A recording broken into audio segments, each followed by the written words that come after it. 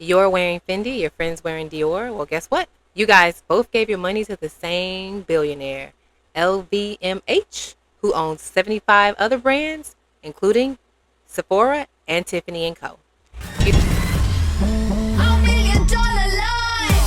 This is a counterfeit. Tiffany and Co. Really? You think you're choosing different brands, but in fact, we're all just shopping in one man's closet. Today, let's talk about the three families that own pretty much all of fashion, including your favorite champagne. First up, Bernard Arnault, 51% stakeholder in Louis Vuitton, worth $171 billion, placing him in the top tier of the rich alongside Jeff Bezos and Elon Musk.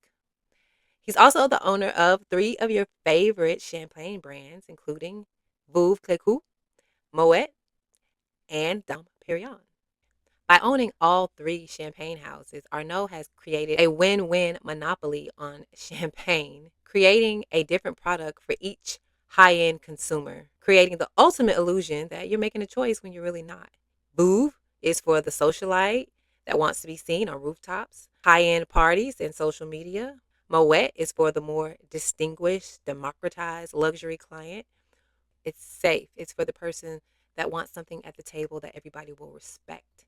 And finally, Dom Perignon is for the elite, a vintage champagne that's only made in the best years. And I know you're thinking to yourself, how is Dom Perignon vintage?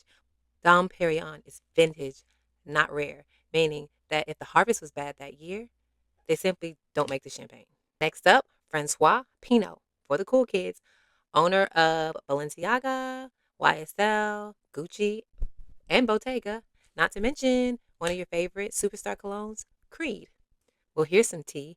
Caring Beauty just did a deal in March to sell their entire division, including the famous cologne, for $4 billion. I want to say $4 billion.